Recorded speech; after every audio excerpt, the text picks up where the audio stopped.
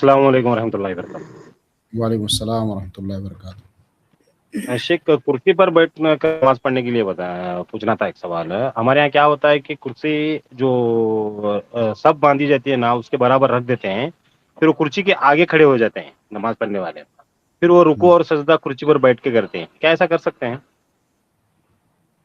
نہیں، ایسا نہیں کر سکتے۔ ایک دن میں نے بہت تفصیل سے اس مسئلے کو بتایا ہے، آپ وہ ویڈیو تلاش کریں، اگر آپ کو مل جائے تو آپ اس کو دیکھ لیں۔ مختصر یہاں میں جواب دے دیتا ہوں۔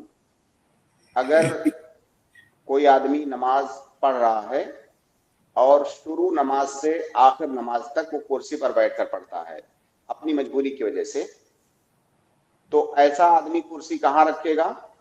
جس نے نماز اسٹارٹ ہی کیا ہے بیٹھ کر کے، اور پوری نماز پھر وہ بیٹھ کر کے ہی پڑھے گا، وہ آدمی کرسی صف کے برابر میں رکھے گا، یعنی کرسی کے جو پچھلے پائے ہوتے ہیں اس کو لوگوں کے پاؤں کے برابر میں، صف کے برابر میں رکھے گا، کیونکہ وہ اسی پر بیٹھتا ہے اور وہ کرسی کے جو پچھلے پائے ہیں دونوں، وہ اس کے پاؤں کے قائم مقام ہیں۔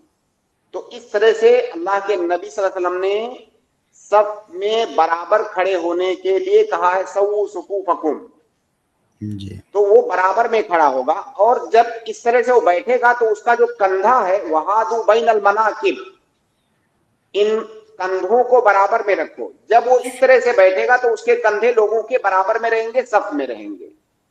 تو یہ تو اس آدمی کا طریقہ ہو گیا جو پوری نماز بیٹھ کر کے پڑھتا ہے۔ وہ کرسی کو کہاں رکھے گا؟ صف میں رکھے گا کہ اس کے پچھلے پائے لوگوں کے برابر میں ہوں۔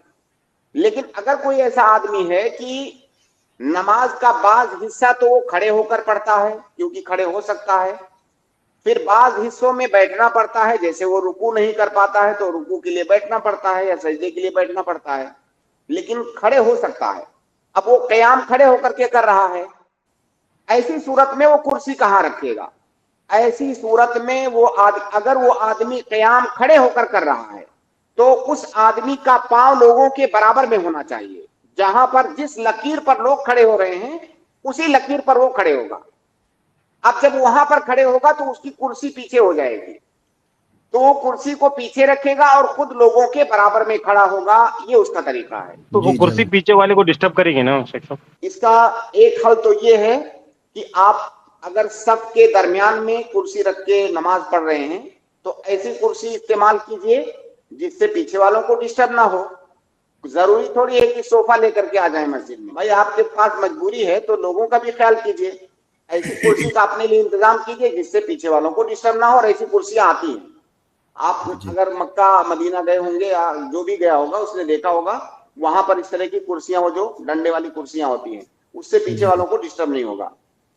اور اگر آپ بڑی کرسی استعمال کر رہے ہیں تو آپ دائیں بائیں کہیں پر ایسی جگہ پر کھڑے ہوئیے جہاں پیچھے والوں کو ڈسٹرب نہ ہو۔ اس کا حل ہے، لیکن مسئلہ یہ ہے کہ اس مسئلے میں اتنا افراط اور تفریط ہے۔ میں دیکھتا ہوں، میں بھی مسجدوں میں، بہت ساری مسجدوں میں، پہلی بات تو کرسی پر بیٹھنے ہی میں افراط، یہ تو طریقے کے بارے میں غلطی ہوئی نا، یہ جو ہم نے ابھی بتایا یہ تو بیٹھنے کے طریقے میں غلطی ہوئی۔